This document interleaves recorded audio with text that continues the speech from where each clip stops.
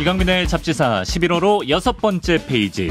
오늘도 뼈 빠지게 뼈를 깎으며 뼈가 휘도록 일하시느라 고단한 하루를 보내셨나요? 그렇다면 이분과 함께 하시죠. 뼈가 되고 살이 되는 유익한 지식 알려주실 잡지사의 뼈대, 잡지사의 골조, 숭실사이버대 환경안전공학과 교수로도 활동하고 계신 곽재식 작가와 함께합니다. 어서 오세요. 안녕하세요, 곽재식입니다.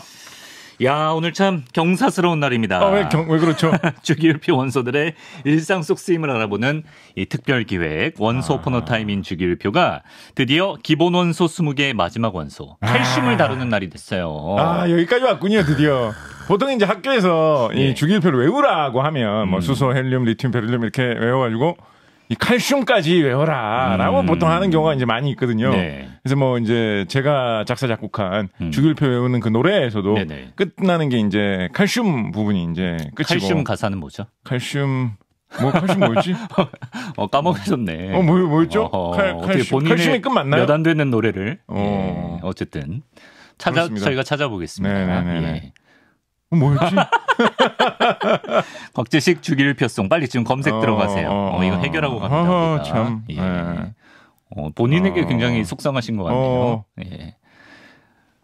헬륨, 칼슘. 그건 뭐 뻔한 것이고요. 보통 이제 어떤 프로그램에서 나와서 이걸 시키면 앞부분 한두 소절만 부르고 그냥 끝내버리거든요. 그렇군요. 그래서 지금 끝까지 부를 기회가 별로 없어가지고. 앨범을 한 3장 낸 것도 아니고 곡이 한 2-3개밖에 없지 않나요? 생각해 보십시오. 아무리 뭐 어머나 이런 노래라고 하더라도 장윤정 선생님께서 어머나의 앞부분 1절만 부르고 맨날 내려가야 했다라고 하면 2절 가사를 다 기억하시겠습니까? 칼슘이 없는데? 칼슘이 없나? 그 아르곤에서 끝나는 걸로 했나 보다. 내 마음은 아르곤 같은 비활성. 아르곤에서 끝나는 걸로 했나 보다. 참 이만큼 끝까지 가기가 주기율표가 끝까지 가기가 쉽지가 그렇습니다. 않은데. 지금 원소가 몇 개 나왔다 그랬죠? 총 118종이 나와 있습니다. 근데 이제 20번째니까. 제가 노래를 만들 때도 18번까지밖에 안 만들었군요. 18번이기 때문에. 19번, 20번은 만들지도 않았는데 여기까지 왔다라는 것은 대단하다. 18번 노래이기 때문에 18번에 맞췄다. 또 이런 오묘한. 뭐 억지스럽군요. 그렇군요. 여기까지 왔습니다. 그렇습니다. 진짜. 좀 당황스럽게 시작을 했는데요. 어쨌든 한 6분의 1 정도 원소 우리가 알아봤다 보시면 되겠고. 약간 조금 예고를 드리자면 이 20번까지 칼슘까지는 여기저기서 그래도 많이 이야기를 합니다. 왜냐면 학교에서 외우라고 하고 여기까지 좀 전형적인 패턴이 많이 반복이 되고 이까지 원소들 중에서 그래도 여러 가지로 사람 몸속에 들어있거나 우리가 쉽게 구할 수 있거나 뭐 공기 중에 포함된 성분이거나 이런 것들이 많기 때문에 20번까지는 여기저기서 그래도 많이 다룹니다.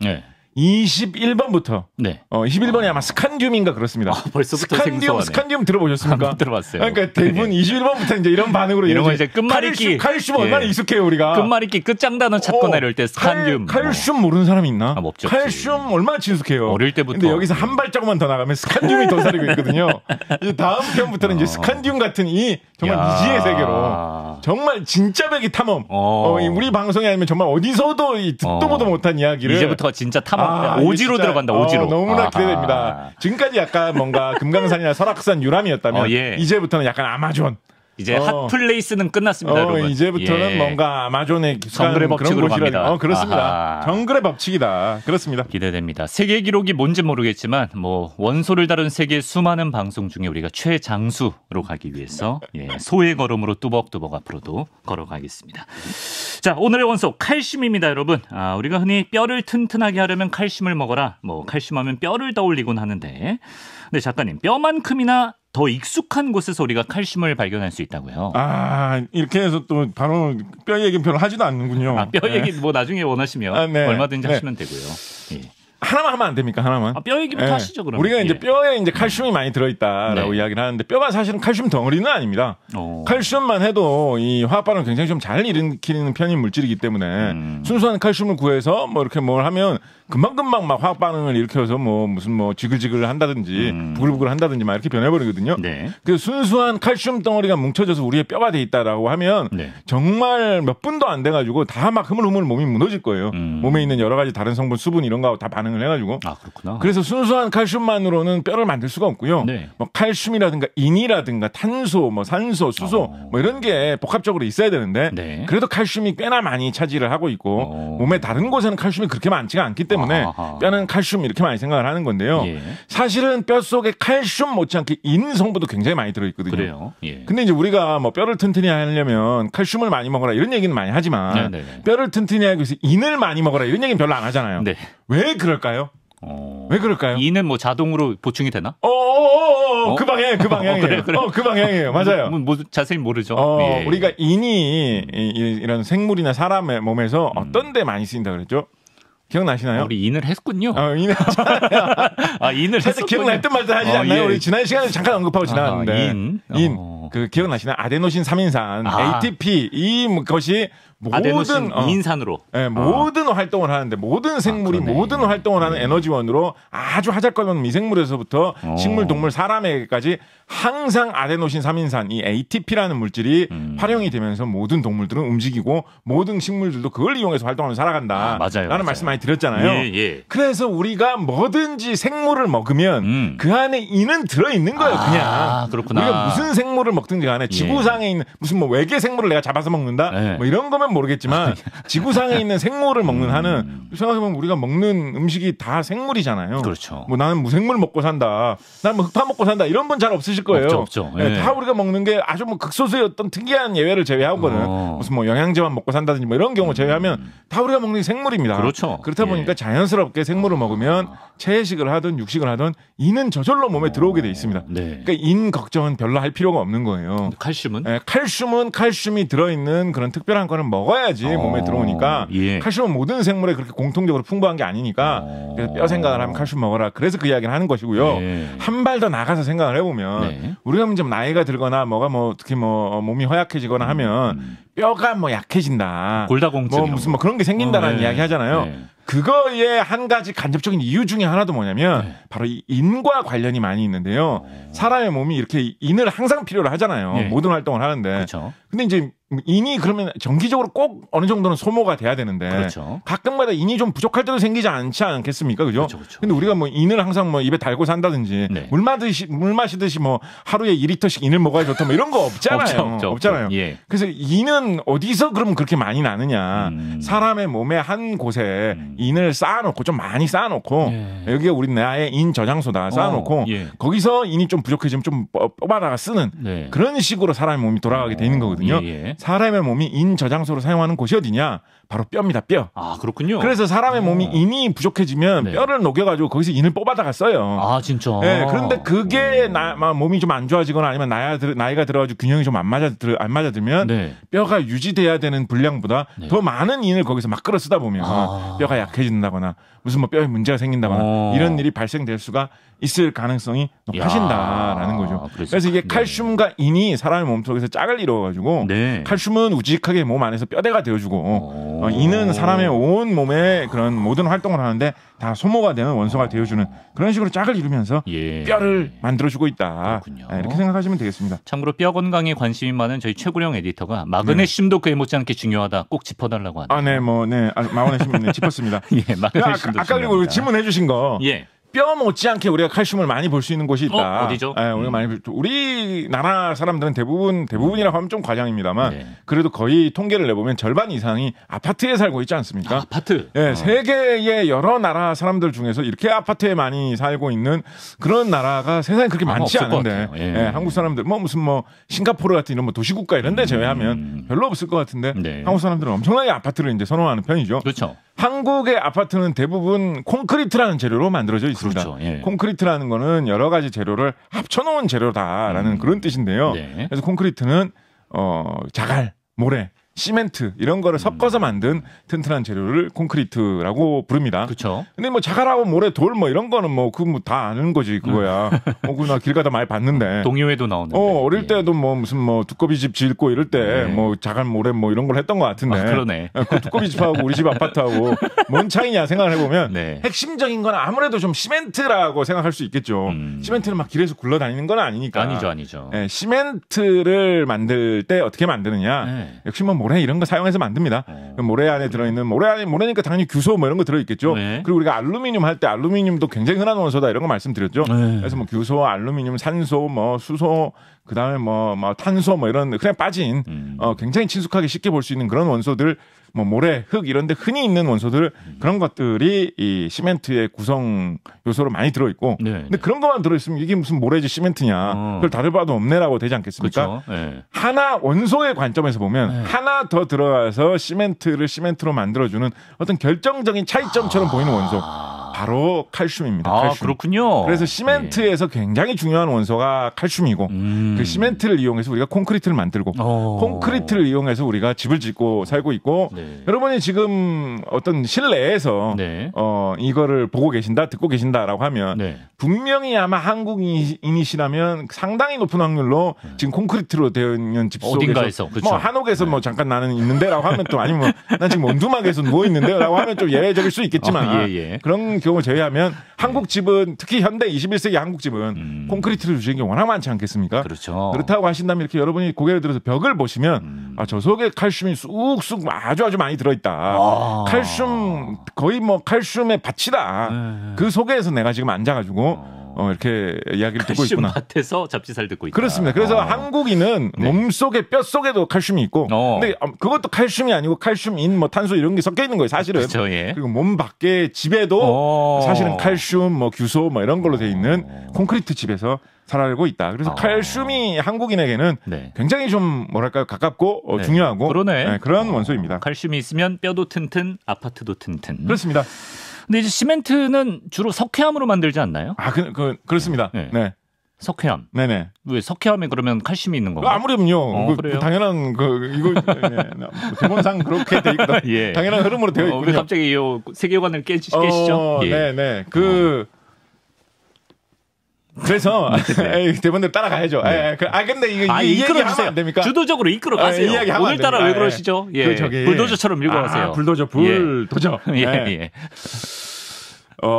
칼슘이 석회성에 이제 많이 들어있는데 석회성에 들어있는 칼슘 성분이 탄산칼슘이라는 형태로 이제 들어있는 거거든요. 석회석에 탄산칼슘. 탄산칼슘이라는 형태로 들어있는 거예요. 근데 이제 탄산칼슘이라는 게 어디에 원래 많이 있냐면 조개 껍질이라든가 산호 이런 게 이제 탄산칼슘으로 많이 되어 있습니다. 그래요. 그 성분을 분석해 보면 그렇습니다. 그래요. 그리고 조금 더 이제 살펴보면 뭐 진주 이런 것도 이제 탄산칼슘으로 싹 탄산칼슘 좀 이제 아름답게 잘 굳어 있는 그런 모양이 이제 진주인 거죠. 보석 중에서 이제 뭐 다이아몬드는 뭐 탄소로 돼 있고 뭐 무슨 뭐 우리 저기 에메랄드 할 때는 거기는 베릴륨이 중요하다 뭐 이런 얘기 잠깐 했었죠.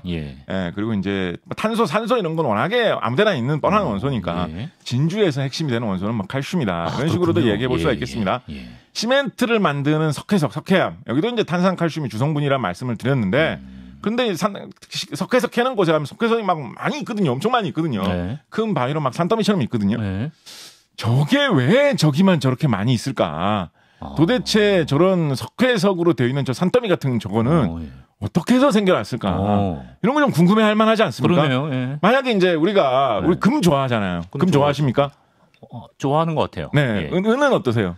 은도 좋아할 것 같아요. 네, 금이나 은 같은 거 사람들 다 좋아하잖아요. 근데 금이 뭐 산으로 쌓여 있다라거나 은이 뭐 우리 집 앞에는 다 은으로 덮여 있다 뭐 이런 경우 없잖아요. 못 들어봤어요. 그런데 왜 석회석을 이루는 탄산칼슘 성분은 저렇게나 많이 어디에 한 군데만 모여서 저렇게 쌓여 있을 수 있을까? 이거 좀 신기한 일이거든요. 이유가 있나요? 이상하잖아요. 이상해요. 탄산칼슘은 무슨 뭐 어떤 뭐라고 자기들끼리만 이렇게 모여가지고 몰려 있느냐. 현재 가장 설득력 있는 성분 중에 하나 설명 중에 하나는 뭐냐면 저는 이게 너무나 신기하고 이상해가지고 가끔 정말로라고 좀 믿기지 않아가지고 가끔 심심할 때마다 논문을 한번 찾아볼 때가 있습니다. 이 설이 혹시 깨졌는가 싶어서. 그래요? 이게 진짜로 그렇게 놀라운 소리라고? 이게 뭐냐? 왜 탄산칼슘 석회석은 그렇게 산처럼 쌓여나? 산처럼 어딘가에 뭐 우리나라에도 석회석 나는데 많이 있습니다. 근데 가면 엄청나게 쌓여 있거든요. 왜 거기 그렇게 쌓여 있느냐? 과학자들이 지금 갖고 있는 가장 좋은 설명은 뭐냐면 그게 바로 조개다라는 겁니다. 조개다. 먼 옛날 몇 억 년 전 이럴 때 조개뿐만 아닙니다. 사실은 조개의 비중은 그렇게 높진 않아요. 조개를 비롯한 그런 탄산칼슘 껍데기가 있는 자그마한 생물들 있죠. 그게 바다에서 번성하면서 살다가 쌓이고 그러면 살다가 죽으면 껍데기만 남겠죠. 그렇죠. 또 새끼치고 살다가 또 죽으면 또 껍데기만 남겠죠. 그래서 그 자리에 몇만 년, 몇천만 년, 몇백만 년, 몇백만 년보다 몇천만 년이 더 길구나. 몇 억 년 계속 살면서 거기에 쌓인 거예요. 그럼 거기에 그런 조개 껍데기 같은 게 탄산칼슘 덩어리가 어마어마하게 쌓여 있게 되겠죠. 그럼 조개들이 뭐 멀리 걸어가겠습니까? 조개들이 뭐 세계 일주 하겠다 이러면서 떠나겠습니까? 아니죠. 살던데 계속 뿌리 내리고 자손들을 남기면서 살 거 아니에요, 그죠? 그게 1000만 년, 100만 년 이렇게 쌓이다 보면 나중에 그게 꾹꾹 눌려가지고 석회석이 된다라는 거예요. 석회석이 된다. 그럼 그 조개 집성촌, 조개 무덤? 그거를 지금 우리가 사용하는 시멘트의 원료인 석회석이다라는 게 그 주류 이론입니다. 조개가 대다수는 아닙니다. 근데 조개도 뭐 없다고 할 수는 없어요. 근데 조개 비슷한 그런 껍질이 있는 다른 뭐 주로 아주 작은 먼지만한 생물들 그런 것들이 수백만 년 쌓여가지고 굳어서 된 게 석회석이다라는 거거든요. 우리 충청도 강원도에 있는 석회암으로 된 산이 그럼 조개들이 쌓이고 쌓여서 산이 됐다고요? 뭐 꼭 다시 한번 말씀드리면 조개가 주류는 아닙니다. 조개가 우리 제일 쉽게 떠올릴 수 있는 예시라서 조개를 말씀드린 거죠. 그렇게 생각을 해보면 신기한 거죠.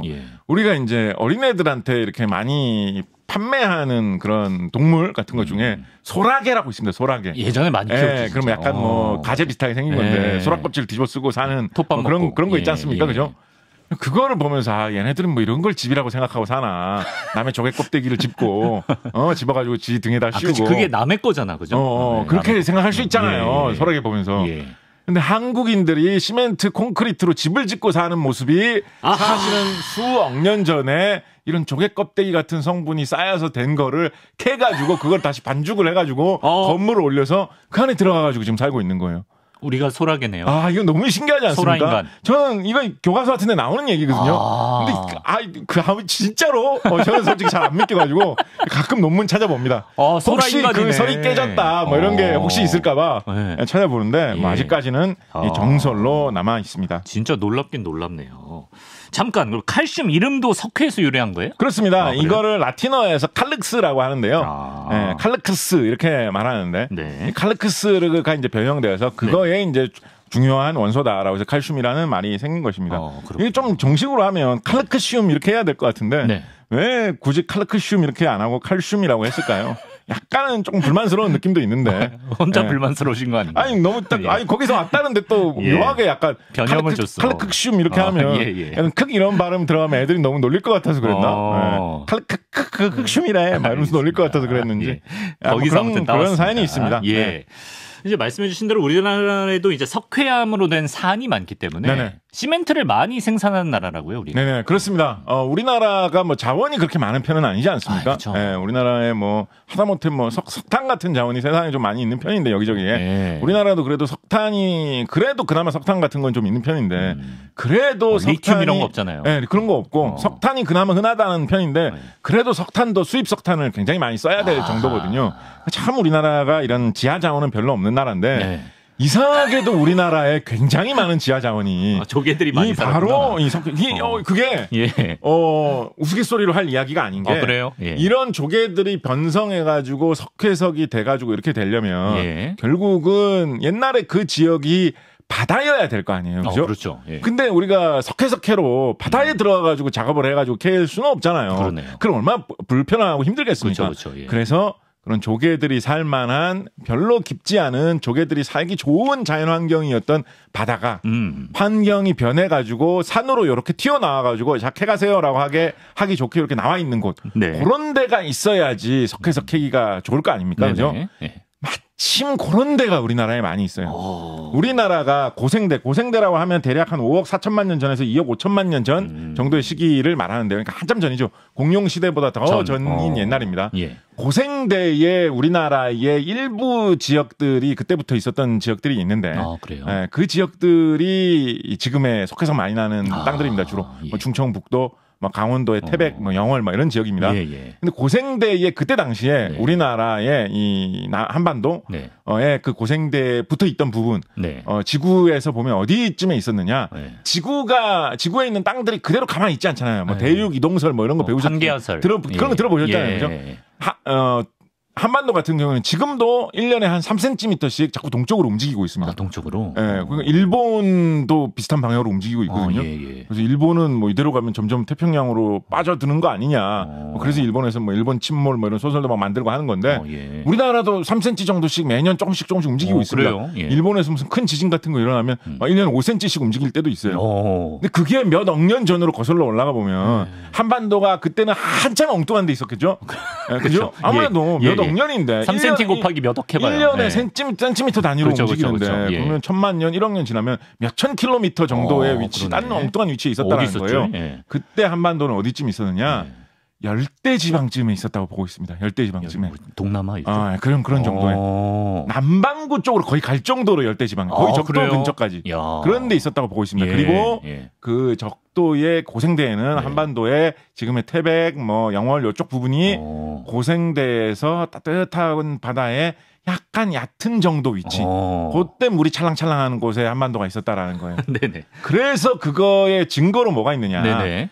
이 학창 시절에 배우신 기억 나실지 모르겠는데 고생대를 대표하는 동물 중에 지금은 멸종됐고 삼엽충? 삼엽충. 예, 삼엽충. 삼엽충. 예. 고생대에만 살았던 동물이에요. 아, 그렇군요. 희한하죠. 고생대가 몇 억 년 되잖아요. 네네. 한 뭐 2억 년 정도 되는 이런 긴 시간인데 2억 년 이상 되죠. 거의 3억 년 가까이 되는 긴 시간인데 그 긴 세월 동안 번성하면서 그렇게 전 세계에 퍼져서 살다가 고생대가 끝나면서 고생대만 나의 시대였어. 이러면서 쓱 없어집니다. 이런 게 있을까요? 너무 이상하지 않습니까? 계기가 있었겠지. 그러니까 우리 전에 한번 했었죠. 기후변화 이런 거 하면서. 페르미기 대멸종 할 때 없어진 건데 그래도 좀 이상하지 않습니까? 잠자리나 뭐 무슨 바퀴벌레 내는 곤충 같은 것들은 고생대에도 살았고 지금도 살아서 이어지고 있거든요. 그런데 삼엽충은 희한하게도 고생대만 그렇게 널리 퍼져 살다가 떠날 때를 싹 없어졌어요. 고생대 물속에서 살던 약간 뭐 가재 비슷하게 생긴 가재나 새우 비슷한 그래서 이제 그렇게 생긴 동물인데 가재나 새우 비슷하게 생긴 그런 동물인데 그거의 화석이 우리나라에 어디에 많이 있겠습니까? 강원도. 바로 태백, 영월 이런 쪽에 가면 이런 삼엽충 화성들이 굉장히 많이 있어서 고생대 여기가 물속이었구나. 봐도 지금 정말 많이 있습니다. 일제강점기에는 일본에는 이런 게 없어요. 그래요? 일본에는 고생대 이런 삼엽충 살기 좋은 물이었던 곳 이런 데가 잘 없어요. 일본에 삼엽충 화석이 거의 없거든요. 그래서 일제강점기에 우리나라에 와가지고 태백, 영월 이런 데서 삼엽충 화석 막 싹쓸이해가고 이랬습니다. 지금도 태백, 영월 이런 쪽에 사시는 분은 삼엽충 화석 이런 거 전시돼 있는 거 보시면 나도 저런 거 한번 본 적 있는데 왜냐면 진짜 많이 나요. 정말로?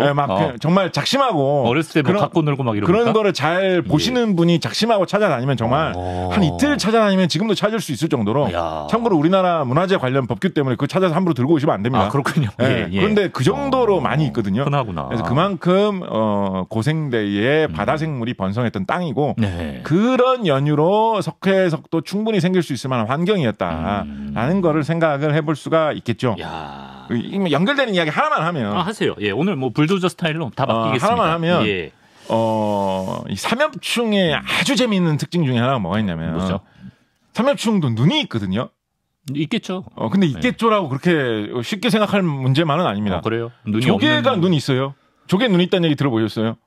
눈 없는 생물도 많아요. 따개비가 눈 있다 이런 얘기 들어보셨어요? 불가사리도 없겠지. 눈 없는 생물이 참 많아요. 조개만 해도 얼마나 발달되어 있는 생물이고 지금도 이 세상에 아주 많이 번성해 있는 있겠죠 발언 사과드리고 굉장히 널리 퍼져 있는 아주 굳건한 생물인데 조개만 해도 뭐 눈 없는 것 같잖아요. 삼엽충은 고생대 살다 멸종한 아주 옛날 생물인데 삼엽충도 눈이 있습니다. 그게 참 신기하고 연구해볼 가치가 있는 문제입니다.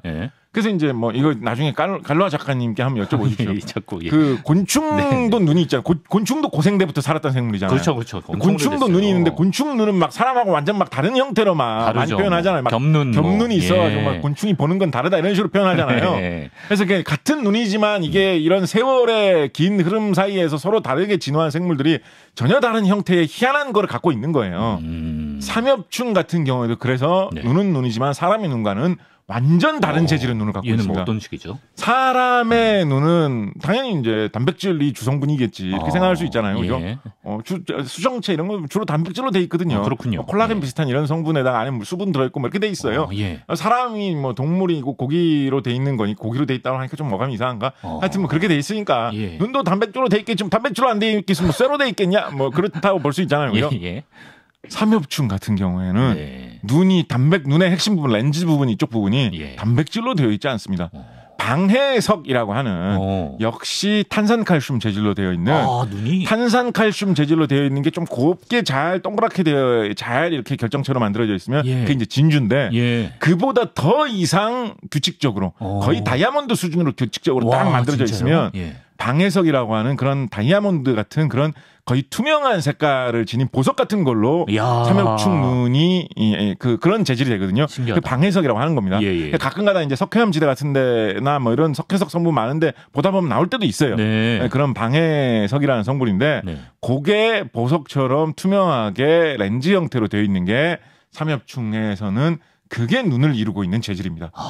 그래서 아까 뭐 대충 생각하면 뭐 삼엽충도 껍데기 있으니까 껍데기 만드나 탄산칼슘을 잘 만드는 생물이니까 눈 만들 때도 그걸로 만들었겠지 뭐 이런 식으로 뭐 생각해 볼 수도 있는데 뭐 그렇게 추측하고 상상해 볼 수도 있는데 눈이라는 거니까 하여튼 눈이 보석으로 되어 있다. 뭐 물론 뭐 방해석이 비싼 보석은 아닙니다. 그렇습니다만 하여튼 그런 영롱한 보석 같은 걸로 되어 있다. 돌 재질이거든요. 얘는 제가 볼 땐 고생대 퇴장한 게 잘 됐어요. 왜요? 현 시대까지 있으면 다 눈 뽑아갔을 것 같아요. 이제 이런 거죠. 만약에 이제 너무 낯선 분한테 처음 접근하시면서 이런 대사를 사용하면 뭐야 하면서 이제 좀 손가락질만 당하겠지만 어느 정도 좀 관계가 좋아졌다.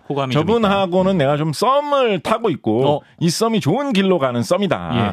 이런 느낌이 들 때는 나는 너의 눈을 볼 때는 삼엽충의 눈이 떠올라. 너의 눈은 너무 보석 같거든. 이런 정도의 대사. 그러니까 별로 안 친할 때 쓰면 안 돼.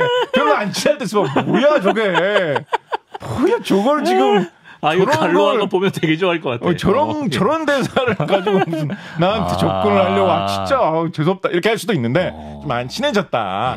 그런 정도의 약간 농담 같은 말 주고 있는 사슴 같은 눈망울은 진짜 옛날 수법이고 주고받을 수 있는 그런 정도의 사이가 되었다라고 할 때 삼엽충의 눈동자 하나 정도 던져주시면 그게 뭐야 이렇게 웃으면서 이렇게 막 뭐 그런 얘기 좀 너무 그만해 막 이렇게 하면서 친해질 수 그런 있는 식으로 지금 가정을 꾸리게 되신 건가요?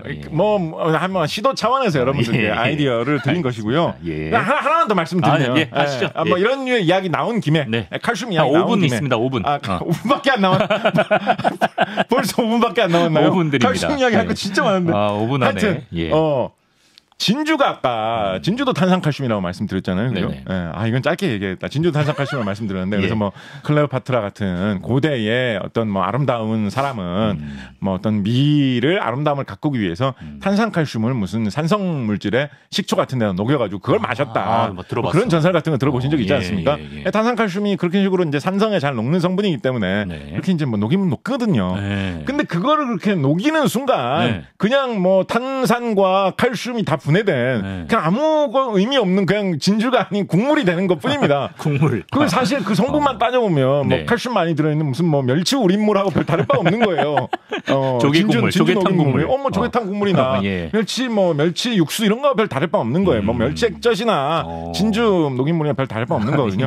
또 제가 또 여러분한테 아이디어 하나 드립니다. 뭐죠? 역시 마찬가지로 이건 뭐 별로 안 친한 사이에서 쓰시면 안 돼요.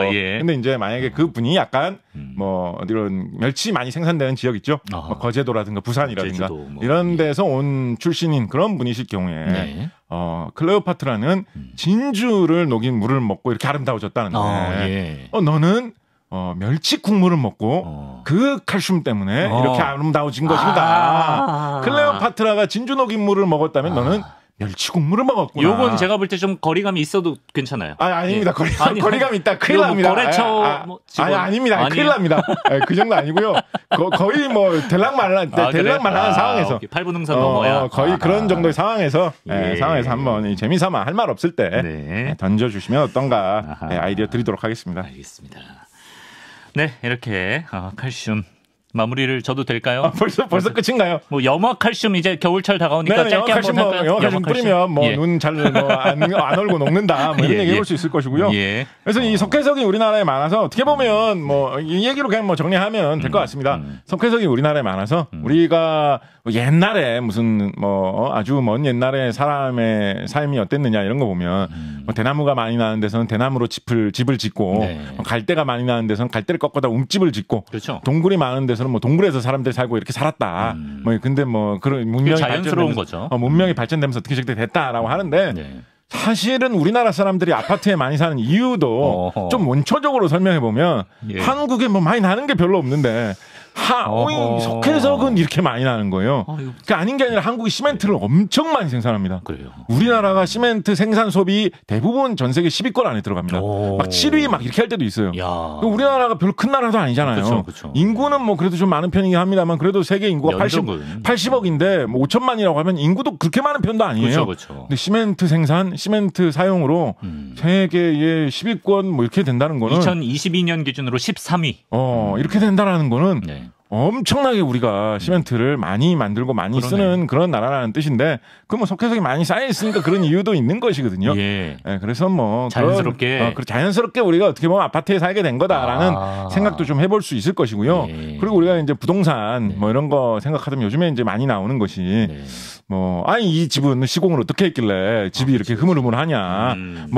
시멘트를 비 오는 날씨에 막 뿌려가지고 시공을 했더니 잘 안 굳어가지고 어떻게 된 거 아니냐. 쓰레기 시멘트 이런. 혹은 또는 이 집이 지은 지 좀 오래돼가지고 안전진단을 얼른 시켜가지고 맞아요. 재건축을 해야 되겠다. 이런 게 부동산 문제에 항상 많이 나오는 이야기지 않겠습니까? 그쵸. 그런 것도 이 한국이 석회석이 많이 나서 시멘트 콘크리트로 된 건물로 집을 지었다라는 걸 생각을 해보면 결국은 그 콘크리트 시멘트 속에 칼슘이 어떤 화학 반응을 일으키고 있느냐의 문제에 따라서 이 집이 튼튼해지기도 하고 안 튼튼해지기도 하고 재건축할 때가 되기도 하고 안 되기도 하고 칼슘의 반응으로 울고 웃는 부동산 문제가 아파트 값이 결정된다. 이런 말도 해볼 수가 있겠죠. 그렇습니다. 그리고 미터법을 사용해야 아파트 값 잡을 수 있고요. 그렇습니다. 예, 대한민국은 칼슘 밭이었습니다, 여러분. 우리의 자부심을 좀 가져도 될 것 같다는 생각도 들고요. 자, 이렇게 주기율표 1번부터 20번 칼슘까지 20개 기본 원소를 모두 살펴봤는데 마치기 전에 화학자 곽재식의 소감 한 말씀 들어보자고 하네요. 21번, 22번 쭉쭉 잘 할 수 있도록 기대해 보도록 하겠습니다. 저희가 낭보를 미리 전해드렸죠. 기본 원소 이후에도 연장 계약이 이루어졌습니다. 원소 이야기 아닌 과학 이야기도 우리가 준비를 하겠지만 원소 이야기는 계속됩니다. 원서 어폰 어 타임 주기율표의 골수팬 또 콘크리트 지지층에게 오늘 칼슘 편을 바치고요. 곽재식 작가 오늘도 재밌었습니다. 말씀 고맙습니다. 감사합니다.